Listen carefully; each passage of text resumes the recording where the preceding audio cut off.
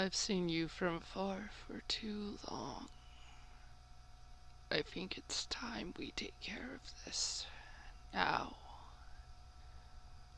Perhaps you thought I wasn't going to face you like this, but I can tell you there are things far more fatal than the wound you see before you. I must admit you came closer than most do. It's been centuries since anyone's bothered, really. The last 2 years have been rather peaceful for me.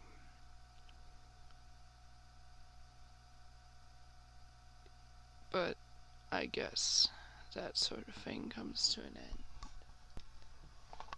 But I suppose if you're looking for something else, a chance to heal, a chance to see the light once more, I could offer you that.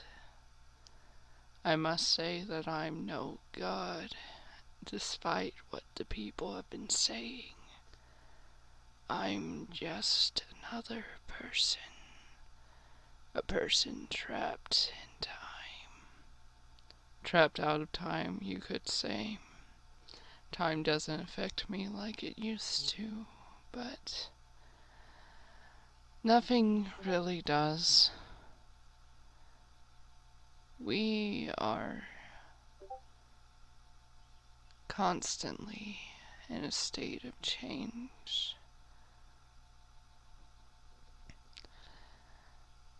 And for me, that's not relevant anymore. I'm stagnant. So the fact that you came here to slay me, of all things, that's what drives me the most, quite honestly.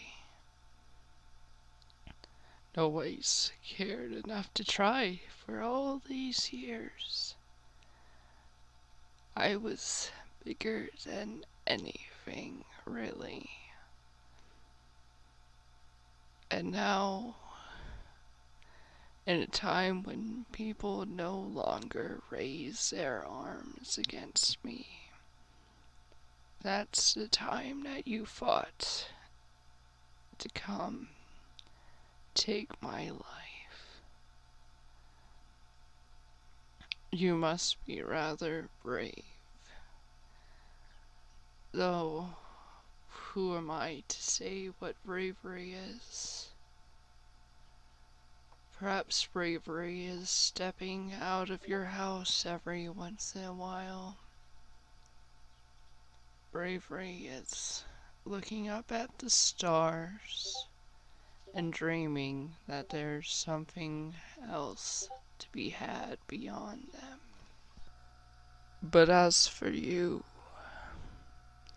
I can see quite plainly into your soul, and I must say it's not wanting. I can't tell if it's there or somewhere else at the moment.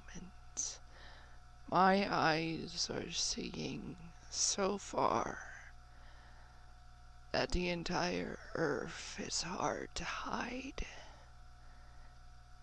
But when you look that broadly at the world, it's hard to see the individuals. I can see millions of souls like stars, but yours is not wanting, I believe. But it's never been my call on what is and isn't wanting, especially in the name of souls. I suppose you could tell me that you think I'm wrong. You could tell me that 1,000 times and I might not believe you, because nothing has pulled me forward or held me back more than the weight and the price of a soul. So, I suppose I'm a bit nostalgic.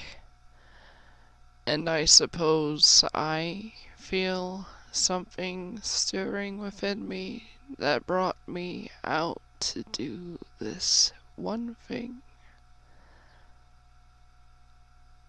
And I suppose you would consider it a great irony that I should have a hole so gaping and large stabbed into my chest right now for my decision. And it's up to you to decide how you perceive that.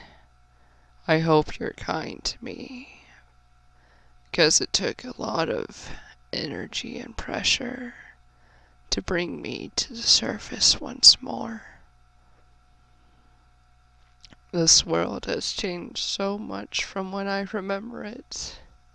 It was so young and so brave when I last saw it.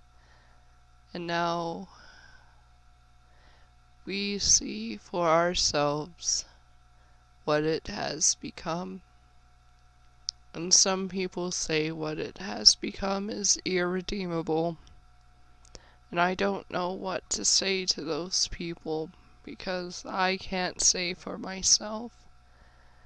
As someone who lives out of time and arguably out of mind, I have no say in what the future may hold, what pain may be held in your single body in comparison to the thousands and millions I can see before me. Perhaps I could change something, the smallest something, and that would be enough for everyone. Or perhaps I could simply wipe it away. It's hard to say what I'm going to do now. There's a great part of me that wants to lie back down now, because this wound is starting to become quite uncomfortable. But there's a part of me that wishes to reach out my hands and subdue you, to wring all the light out of you and leave you wanting. But I don't believe that's the best course of action. I suppose if you wish to follow me, that would be fine. You've proven yourself readily.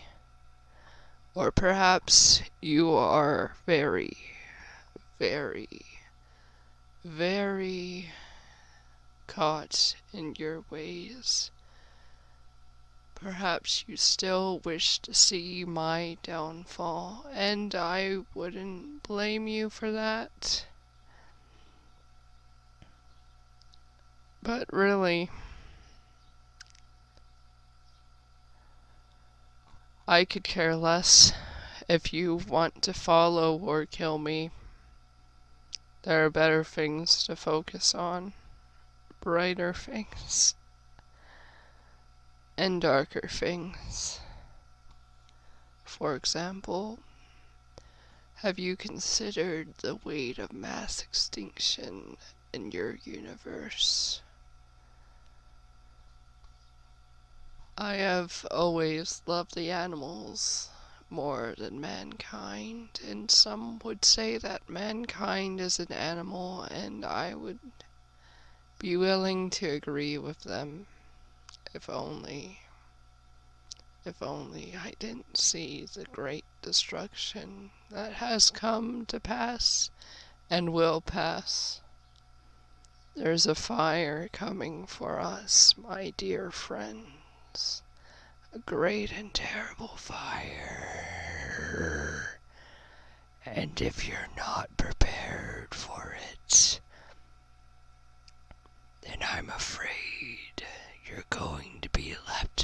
fine.